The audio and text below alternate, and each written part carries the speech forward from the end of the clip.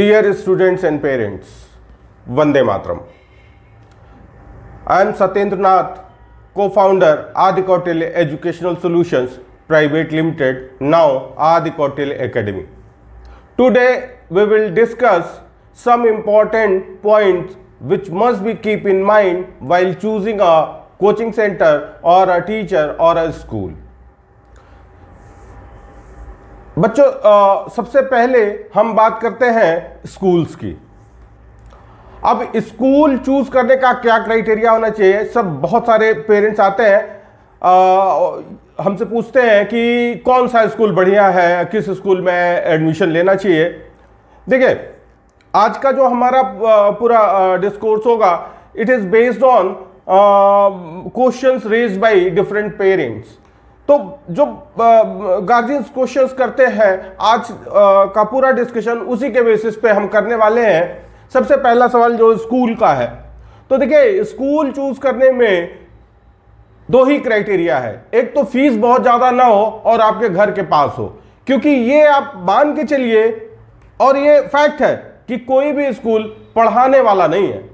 School चूंकि एक formal institution है, डिग्री वहीं से मिलनी है, तो बच्चे को वहां जाना पड़ेगा। अदरवाइज स्कूल वाले भी मान के चल रहे हैं कि बच्चा कहीं पढ़ रहा होगा, हमें केवल उठना बैठाना है बच्चों को। ज्यादातर होता है क्या है कि एक ट्रेंड निकल पड़ता है।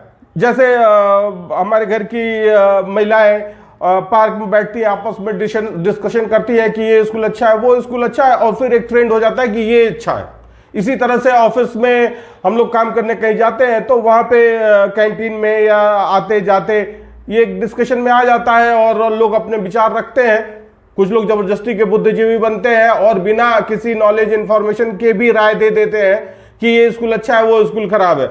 जबकि वास्तविकता ये है कि किसी भी अच्छे और बुरे में आप जो भेद अगर हम करें तो 19-20 का भी नहीं है, 19.5 और 19.75 का ही अंतर मिलेगा, पढ़ाएगा कोई नहीं। तो स्कूल्स के बारे में तो आप एकदम क्लियर रहिए कि घर के पास हो और फीस ना ज्यादा देना पड़े। और इसके दो फायदे हैं, एक तो फिनेंशियल आपका एक सेविंग होगी, दूसरे फिनेंशियली चूंकि बर्डन ज्यादा नहीं होगा। दूसरे ये है कि बच्चे को अच्छे स्कूल के नाम पे बस के धक्के नहीं खाने पड़ेंगे 2 घंटे।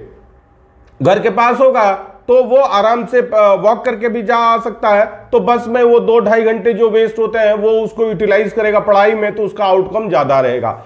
दूसरी चीज ये है कि जैसे हम कोचिंग की बात करते हैं तो बहुत सारे पेरेंट्स कहते हैं कि होम ट्यूशन। अब होम ट्यूशन और कोचिंग सेंटर में क्या डिफरेंस है? देखिए, बच्चा पढ़ने जाए या टीचर पढ़ाने आए, दोनों कंडीशन में घर घर होता है। सब्जी बन रही है, अब पढ़ने जा रहा है बच्चा, टीचर अगर महिला है तो वो सब्जी छौंक के आ रही है, बच्चे को 4 क्वेश्चन बता रही है। तो एक इनफॉर्मल स्ट्रक्चर में बच्चा पढ़ता है और कहते हैं कि वो उसका एक कंसंट्रेशन प्रॉपर बन नहीं पाता। या घर में ही कोई टीचर पढ़ाने आता हो तो भी घर का माहौल एक घर का माहौल होता है, आप उसको वो माहौल नहीं मिल पाता है जिसमें बच्चा एक फ्लो बन सके। दूसरी चीज ये है कि एक बच्चे को पढ़ाने के लिए टीचर आता है तो study material, content, questions, worksheets, test proper नहीं हो पाता है। तीसरी चीज जो सबसे महत्वपूर्ण है, और अगर हम कहें तो यही एक चीज जो है इतने महत्व की है कि बाकी चीजों पे भारी है, और वो ये है कि कॉम्पिटिटिव, ये जो हम जिस वर्ल्ड में रह रहे हैं, ये चारों तरफ कंपटीशन ही कंपटीशन है। बच्चे को कितना आता है इंडिविजुअली आइसोलेशन में, उससे कोई फर्क नहीं पड़ता है। बाकी बच्चों से कितना ज्यादा या कम आता है, यही एक डिसाइडिंग फैक्टर है। जैसे एक शेर वाली कहानी है ना कि भाई शेर से तेज नहीं दौड़ना है, साथ वाले से तेज दौड़ना है। तो कहने का तात्पर्य यह है कि कभी भी जहां 5 बच्चे 10 बच्चे, अब कोचिंग का मतलब यह भी नहीं है कि एक साथ 50 बच्चे बैठे हो, तो वहां भी एक कहते हैं कि 1-to-1 इंटरेक्शन नहीं हो पाता है और पर्सनली टीचर बच्चों तक नहीं पहुंच पाता है। अगर टीचर की बच्चे तक डायरेक्टली रीच नहीं है तो वो एक बड़ा अच्छा आइडिया नहीं होगा। तो कहने का तात्पर्य यह है कि गैदरिंग में तो पढ़ रहा हो, लेकिन गैदरिंग भीड़ की तरह ना हो। मतलब 10 बच्चे 12-15 बच्चों में बच्चा पढ़ रहा है तो उसको दोनों तरह का एटमॉस्फेयर मिलता रहेगा। एक और चीज आता है कि जैसे हम देखते हैं कि ये ITN है, वो NITN है और क्या है। देखिए, आप क्या है उससे कोई फर्क नहीं पड़ता। ऐसे हमारे पास बहुत एग्जाम्पल हैं कि लोगों की जिनकी बुक्स, हम लोग सिविल सर्विसेज के दौरान जिनकी बुक्स पढ़ा करते थे, उन्होंने खुद ही कोचिंग खोल लिया और बच्चे नहीं मिले। तो कहते हैं कि टीचिंग इज द आर्ट।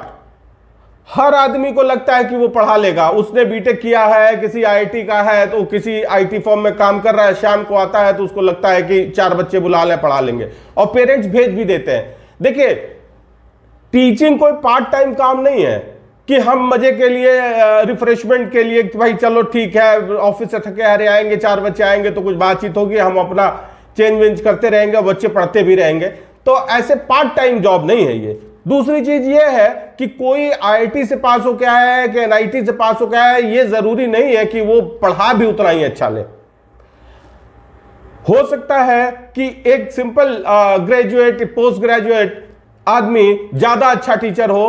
तो कहते हैं कि भाई देखिए, किसी को समझा पाना अपनी बात को, या हमारी हम जो समझाना चाह रहे हैं सामने वाला वही समझे, इसके लिए एक कहते हैं कि जो एबिलिटी होती है वो सबके अंदर नहीं होती है। इसीलिए हम कहते हैं कि टीचिंग इज आर्ट। जिसको ये आर्ट पता है वो सब्जेक्ट मैटर नहीं करता, कोई भी सब्जेक्ट वो पढ़ा लेगा।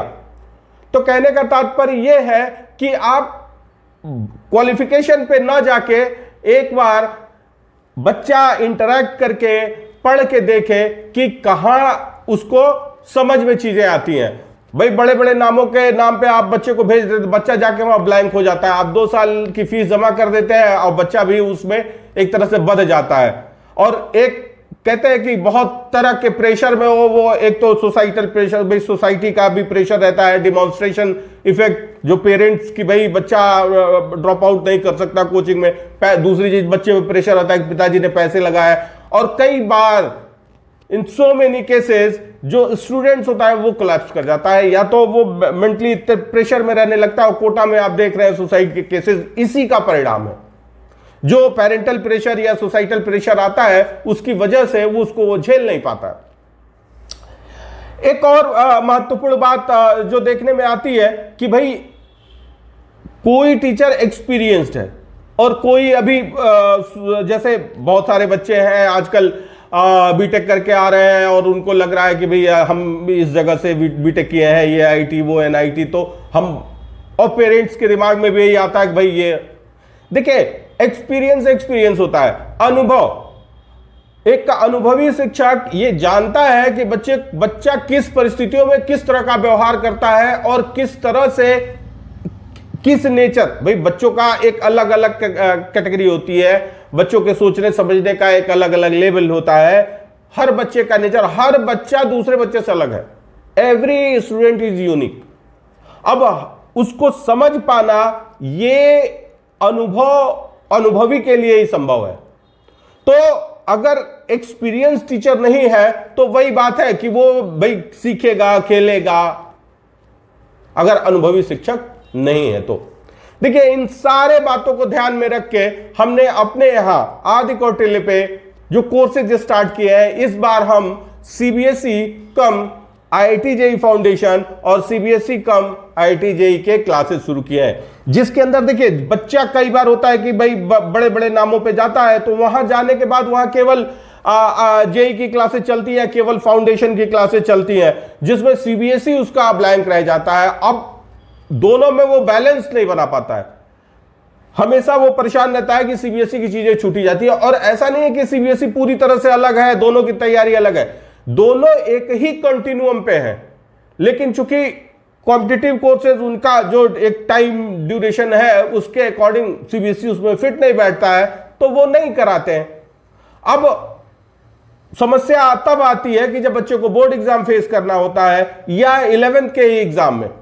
अब एक फैशन नया चल गया है कि जो ये डमी स्कूलिंग, तो बच्चा 11th में तो ऐसे ही पास हो जाता है, 12th में समस्या आती है। तो कहने का तात्पर्य यह है कि हमने दोनों ही चीजों को जस्टिफाई करने की कोशिश किया है कि अगर बच्चा अभी जैसे नई एजुकेशन पॉलिसी के अंतर्गत बहुत सारे चेंजेस आने वाले हैं और उनकी शुरुआत हो गई है, सिलेबस को प्रिसाइज और कंसाइज कर दिया गया है। सिलेबस तो छोटा हो गया है लेकिन बाकी उसके साथ जो चीजें आनी है, skill development program, vocational training, वो अभी शुरू नहीं हुए हैं। तो उसी छोटे से कोर्स को बच्चा खींच के साल भर में पढ़ रहा है, स्कूल वाले पढ़ा रहे हैं। हमने उसके साथ अगर बच्चा कोई कॉम्पिटिटिव कोर्स भी कर रहा है तो उसके लिए ज्यादा बेनिफिशियल होगा। तो हमारी कोशिश यह है कि हम पहले स्कूल का सारा कराएं, सीबीएसई का जितने टॉपिक्स है जो सिलेबस है कराएं, और उसके बाद 6 से लेकर 10 तक के बच्चों को आईआईटी जेईई फाउंडेशन के कोर्सेज कराएं, जिसमें अलग से स्टडी मटेरियल हमारे पास है, वो पूरा का पूरा हम बच्चों को कराएंगे। इसी तरह से 11th में हम इस साल प्रॉपर आईआईटी का बैच शुरू कर रहे हैं, लेकिन ये जो होगा केवल आईआईटी का नहीं होगा, सीबीएसई कम आईआईटी होगा, जिसमें हम पूरा का पूरा सीबीएसई कंप्लीट कवर कराएंगे और उसके साथ ही साथ आईआईटी जेईई का भी कंप्लीट सिलेबस कराएंगे। और इसके लिए जो टीचर्स होंगे वो ऑन एन एवरेज 15-16 साल के एक्सपीरियंस वाले हैं, जिसमें 2 लोग आईआईटी कानपुर के हैं और उनका एक्सपीरियंस तो 22 वर्ष का है। तो कहने का तात्पर्य यह है कि एक पूरा कंप्लीट टीचर्स का ग्रुप है और एक कंप्लीट पैकेज हम अपने स्टूडेंट्स को ऑफर कर रहे हैं। यदि आप चाहें तो एक बार कोई डिसीजन लेने से पहले आदि कौटिल्य के जो सेंटर्स हैं, एक क्रॉसिंग रिपब्लिक गाजियाबाद में है और एक सेक्टर 62 नोएडा में है, इन 2 सेंटर्स पे आप विजिट करके एक बार मिल सकते हैं। बच्चा एक बार क्लास में बैठ के देख सकता है, अगर उसको ठीक लगता है तो वो कंटिन्यू भी कर सकता है। आज के लिए इतना ही, धन्यवाद।